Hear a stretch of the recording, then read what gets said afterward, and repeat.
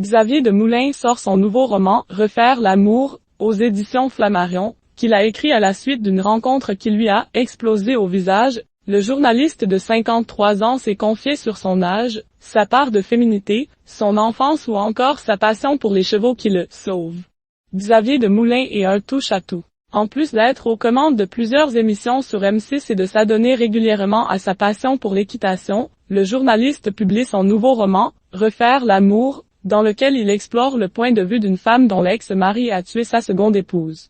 Pour l'occasion, l'animateur phare de M6 a évoqué ce nouveau livre dont l'histoire tire son origine dans sa sphère plus privée et s'est confié sur son hyperactivité, le temps qui passe, sa part de féminité. Le journal des femmes, qu'est-ce qui vous a donné envie d'écrire ce roman sur un sujet si lourd? Xavier de Moulins, c'est une réalité qui m'a un peu explosé au visage. Je traite malheureusement trop souvent de féminicide dans mon journal, mais un jour, il s'est invité dans ma sphère plus privée puisqu'une amie d'enfance, que j'ai retrouvée un peu par hasard dans la rue, allait à la prison de Nanterre apporter des affaires à son ex-mari. Celui-ci avait tué sa nouvelle femme avec qui il avait eu un bébé. La force de mon amie d'enfance m'a bouleversée. J'ai évidemment été complètement saisie par cette information et dans un premier temps, cela m'a désarçonnée. Puis, on s'est revus et l'affaire a été jugée et des années après, j'ai eu l'idée d'écrire un livre.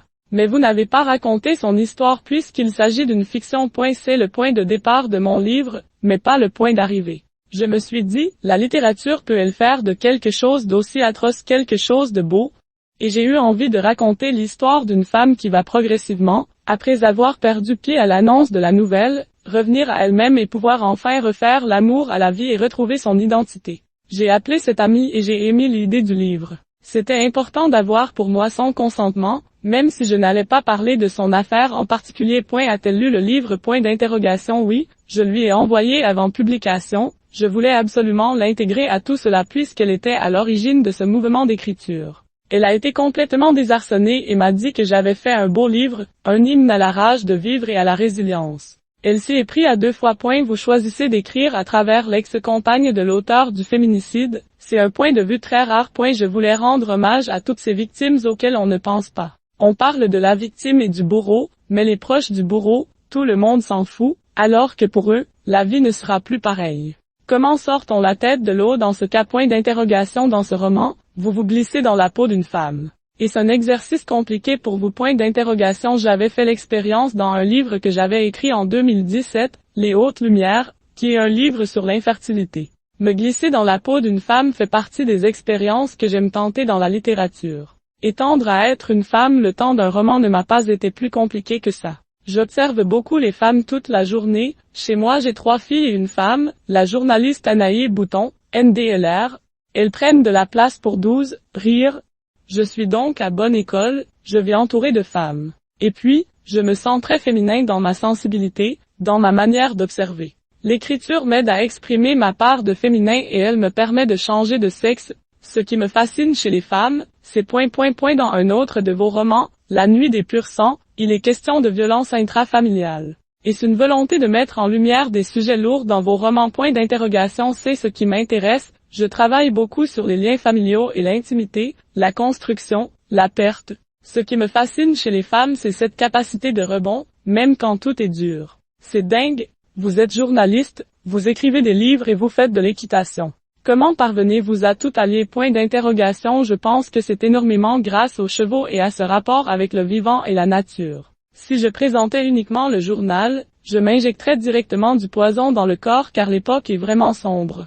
Avoir une activité avec les chevaux, cela montre que si l'époque est sombre, le monde reste beau. Vous n'avez plus la même vision des choses. Pour tout faire, il suffit d'aimer ce que l'on fait. Je travaille tout le temps, mais finalement, je ne travaille jamais. Ce n'est pas une contrainte, j'aime ce que je fais et j'ai une chance folle, et je ne m'arrête pas le samedi et le dimanche parce que je n'ai pas besoin de ça. Mais savez-vous lever le pied de temps en temps? Pour moi, le moment où je me ressource, c'est lorsque je pars tôt le matin aux écuries pour monter mon cheval de course à Chantilly et lorsque je suis à cheval.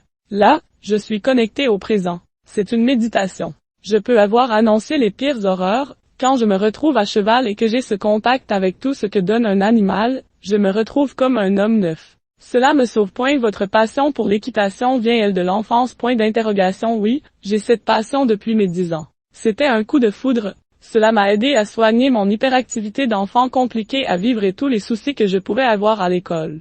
Pendant 15 ans, l'école et moi, on ne s'est pas bien entendu. L'équitation et une professeure en seconde ont changé ma vie. Elle m'a offert des livres et m'a complètement ouvert au monde par la culture. J'aime bien avoir mon âge avec l'équitation, vient le risque de la blessure. Vous fait-elle peur?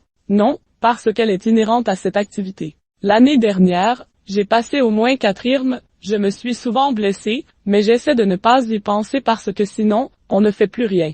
Je monte des chevaux de vitesse, donc on est sur les pistes, mais c'est comme pour tout, il y a toujours un risque. Vous ne craignez donc pas non plus le temps qui passe? J'adore le temps qui passe, j'aime bien avoir mon âge et je suis content d'avoir vécu ce que j'ai vécu, de traverser les époques et me connecter avec le monde d'aujourd'hui. J'ai des jeunes journalistes à la rédaction que l'on forme et j'ai été aussi le plus jeune de l'équipe. Aujourd'hui cela s'est un peu inversé, rire, donc j'essaie de rendre ce que l'on m'a donné. Je suis assez aligné avec le cours de la vie. Comment vous voyez-vous dans quelques années? Mon grand projet, c'est de rester vivant, rire. Je plaisante à moitié en disant cela, mais j'espère continuer à travailler où je travaille, à faire des romans, à m'exprimer, et à être un passeur, toujours avec cette liberté immense qui est précieuse.